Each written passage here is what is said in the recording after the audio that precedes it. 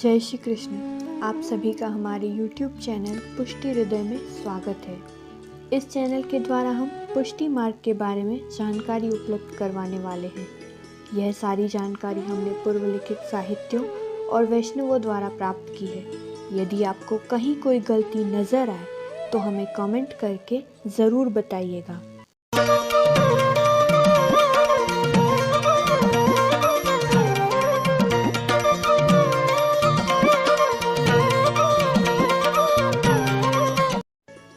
पिछली वीडियो में हमने प्रभु और श्री वल्लभ के प्रथम मिलन के बारे में बताया था, जिसका वर्णन शब्दों में तो संभव ही नहीं है, क्योंकि वह एक अलौकिक और अति आनंदित क्षण था।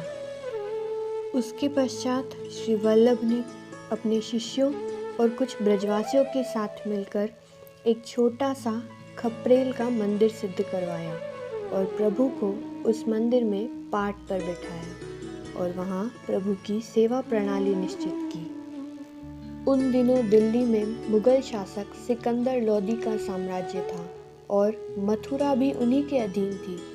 श्री वल्लभ को ब्रज अति प्रिय था और वह चाहते थे कि सैकड़ों ब्रजवासियों के साथ मिलकर वे संपूर्ण ब्रज की यात्रा करें, किंतु स्थानीय अधिकारियों ने उन्हें इसकी अनुमति प्रदान नहीं की। उस समय सामूहिक यमुना स्नान पर भी रोक थी और राजकीय आदेशों के कारण प्रत्येक घाटों पर राजकीय कर्मचारी तैनात रहते थे। श्री वल्लभ ने दिल्ली से अनुमति प्राप्त करने का निश्चय किया। श्री वल्लभाचार्य जी ने अपने दो योग्य और विश्वसनीय शिष्यों श्री वासुदेव जी और कृष्णदास जी मेघन को दिल्ली में सुल्तान के पास फरियाद के लिए भेजा। प्रभु कृपा और श्री वल्लभ की प्रसिद्धि के कारण ब्रज यात्रा की राजकीय अनुमति भी मिल गई और साथ ही अनावश्यक प्रतिबंध भी हटा दिए गए। श्री वल्लभाचार्य जी के नेतृत्व में ब्रज यात्रा संपन्न हुई और जनता में कृष्ण भक्ति के साथ साथ आत्मबल का भी संचार हुआ। श्री वल्लभाचार्य जी ने बद्रीनाथ से रामेश्वरम और द्वारका से जगन्नाथपुरी तक 3 बार भारत की यात्रा की। श्री वल्लभ यज्ञोपवीत, तुलसी माला, तिलक, उपवस्त्र धारण करते थे। श्री वल्लभ की भारत यात्रा को पुष्टि संप्रदाय के ग्रंथों में श्री वल्लभ दिग्विजय और पृथ्वी परिक्रमा के रूप में वर्णित किया गया है। इन यात्राओं से श्री वल्लभ को उस समय कृष्ण भक्ति के प्रचार प्रसार के साथ ही देश की सामाजिक, राजनीतिक और आर्थिक स्थिति जानने का भी मौका मिला और उनकी यात्राएं शिक्षाप्रद भी थी। श्री वल्लभ ने अपनी भारत यात्रा के दौरान हजारों लोगों के मन में कृष्ण भक्ति का बीज बोया, उनके मन में भगवत आस्था और दृढ़ विश्वास जगाया और कई लोगों को भगवत प्राप्ति का मार्ग भी दिखाया। इसी कारण से असीम श्रद्धा के साथ वे महाप्रभु कहलाने लगे। 3 बार भारत भ्रमण के पश्चात श्री वल्लभाचार्य जी काशी में रहने लगे, किंतु वहाँ पर कुछ कुटिल पंडितों ने ईर्ष्या के कारण श्री महाप्रभु को कष्ट देना प्रारंभ कर दिया। इससे श्री वल्लभ की भगवत सेवा और उनके नियमित लेखन कार्य में बाधा उत्पन्न होने लगी। इससे प्रभावित होकर श्री महाप्रभु ने काशी छोड़ने का विचार किया और वे काशी के निकट ही चरनाट नामक स्थान पर निवास करने लगे। वहाँ कुछ दिनों तक भगवत सेवा, सत्संग, चिंतन और लेखन कार्य निर्विघ्न चलने लगा, किंतु वहाँ पर भी कई विद्वान शास्त्रार्थ के लिए प्रतिदिन पहुँचने लगे। किंतु श्री वल्लभ अपने लेखन कार्य को अधिक से अधिक समय देना चाहते थे, इसलिए उन्होंने चरनाट छोड़कर प्रयाग के पास ही अडेल नामक ग्राम को अपना स्थायी निवास बना लिया। श्री वल्लभाचार्य जी के प्रथम पुत्र श्री गोपीनाथ जी का जन्म विक्रम संवत 1570, किंतु अन्य मतों के अनुसार विक्रम संवत 1567 सन 1510 अश्विन कृष्ण द्वादशी को अडेल में हुआ और दूसरे पुत्र श्री विट्ठलनाथ जी का जन्म विक्रम संवत 1572 ईस्वी सन 1515 पोष कृष्ण नवमी को चरनाट में हुआ था। श्री महाप्रभु जी ने अपना संपूर्ण जीवन श्री कृष्ण को समर्पित कर दिया था। गृहस्थ जीवन में रहते हुए भी उन्हें ग्रह या धन संपत्ति से कोई लगाव नहीं था। वे प्रभु को ही सर्वसमर्थ मानते थे एवं सभी चिंताओं से मुक्त रहते थे। प्रत्येक कार्य प्रभु की सेवा मानकर ही करते थे। इसके पश्चात अम्बाला के एक व्यापारी पूरणमल खत्री को भगवत प्रेरणा हुई कि श्रीनाथ जी का एक नया मंदिर बनवाया जाए। उन्होंने महाप्रभु जी के सन्मुख यह बात रखी और मंदिर निर्माण की अनुमति प्रदान करने की प्रार्थना की।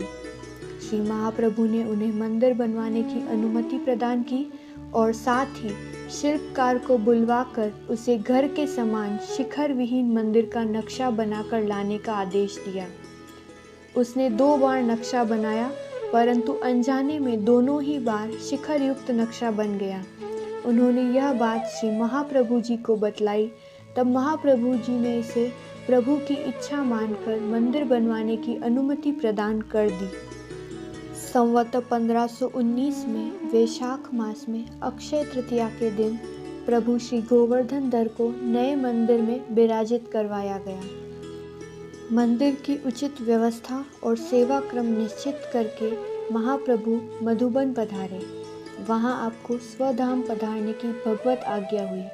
इसके पूर्व गंगा सागर में भी ऐसी ही आज्ञा हो चुकी थी। महाप्रभु जी तत्काल अडेल लौट आए। इस समय महाप्रभु जी श्रीमद् भागवत की सुबोधिनी टीका लिख रहे थे। संभवतः प्रथम 3 स्कंदों की सुबोधिनी टीका पूर्ण हो चुकी थी। आचार्य श्री को भगवद आज्ञा का पालन कर स्वधाम पधारना था, इसलिए चौथे और 9वें स्कंद तक टीका को छोड़कर आप श्री ने 10वें स्कंद की टीका आरंभ की। 10वें स्कंद की टीका पूर्ण हो चुकी थी एवं 11वें स्कंद के 4 अध्याय तक ही टीका पूर्ण हो गई एवं उन्हें पुनः प्रभु आज्ञा का आभास हुआ। उन्होंने तत्काल लेखन कार्य बंद कर दिया एवं अब वे चाहते थे कि उनके और प्रभु के मिलन में कोई रुकावट नहीं रहे। उन्होंने घर का त्याग करके भक्ति मार्गीय संन्यास लेने का निश्चय किया, परंतु संन्यास के लिए धर्मपत्नी की अनुमति प्रदान करना आवश्यक था और श्री महाप्रभु का यह विचार सुनकर उनकी धर्मपत्नी श्री महालक्ष्मी जी असमंजस में पड़ गई। वे संन्यास की स्वीकृति नहीं दे पा रही थी। तभी ऐसा संयोग बना कि घर की यज्ञशाला में भारी आग लग गई। उस समय महाप्रभु जी यज्ञशाला में ही उपस्थित थे। श्री महालक्ष्मी जी ने घबराकर कहा, बाहर निकलिए, घर से बाहर निकलिए। यह सुनकर श्री महाप्रभु जी बाहर निकल आए और कहा, देवी, आपके कहने पर मैं घर से बाहर निकल आया हूँ। इसे आपकी अनुमति मानकर मैं संन्यास लेने जा रहा हूँ। इसके पश्चात अपने दोनों पुत्रों और परिवार का संरक्षण अपने प्रिय शिष्य दामोदर दास हरसाणी जी को सौंपकर सन 1587 ईस्वी सन 1530 ज्येष्ठ कृष्ण दशमी को मध्यवेंद्र यति से आपने भागवत त्रिदंड संन्यास ग्रहण किया। संन्यास लेकर आपने अखंड मौन धारण किया और सन्यासी वेश में 1 सप्ताह बाद काशी की ओर चल दिए। वे गंगा जी के पवित्र तट पर हनुमान घाट पर पहुँचे और वहीं पर भगवत चिंतन करने लगे। श्री दामोदर दास हरसाणी जी दोनों पुत्रों और अन्य शिष्यों के साथ श्री महाप्रभु के पास पहुँचे और उन्हें उपदेश देने के लिए प्रार्थना की, किंतु श्री महाप्रभु मौन व्रत ले चुके थे। इसलिए आपने गंगा जी की रेती पर अपना अंतिम उपदेश 3.5 श्लोकों में लिख दिया। इस उपदेश को शिक्षा श्लोक भी कहा जाता है। शिक्षा श्लोक का अर्थ इस प्रकार है, यदि तुम प्रभु को भुलाकर संसार की ओर आकर्षित होगे तो तुम्हारा शरीर, मन आदि काल के प्रभाव में आ जाएंगे और वे पूरी तरह से तुम्हारा ही सर्वनाश कर देंगे। यही मेरा निश्चित मत है। प्रभु श्री कृष्ण लौकिक स्वामी नहीं है, वे लौकिक भावों को महत्व नहीं देते हैं। अतः हमें भी यही मानना चाहिए कि इस लोक और परलोक में भी हमारे सर्वस्व प्रभु श्री कृष्ण ही हैं और हमें अपने सर्वस्व भावों से उन्हीं की सेवा करनी चाहिए। श्री महाप्रभु की यह अंतिम शिक्षा उनके पुत्रों एवं उस समय उपस्थित शिष्यों के लिए ही नहीं है, अपितु पुष्टि मार्ग के सभी वैष्णवों के लिए है। इसके पश्चात विक्रम संवत 1587 ईस्वी सन 1530 आषाढ़ शुक्ल तीज को रविवार मध्याह्न के समय आपने श्रीमद् भागवत के गोपी गीत और युगल गीत का गान करते हुए प्रभु श्री कृष्ण का ध्यान करते हुए गंगा जी में प्रवेश किया और अंतर्ध्यान हो गए। एक तेज पुंज गंगा जी के प्रवाह से निकलकर अनंत आकाश में विलीन हो गया। इस घटना को पुष्टि मार्ग में आसुर व्याह मोह लीला कहा जाता है। पुष्टि मार्गी वैष्णवों के मन और घरों में आज भी श्री महाप्रभु सदैव विराजित हैं और हमेशा रहेंगे।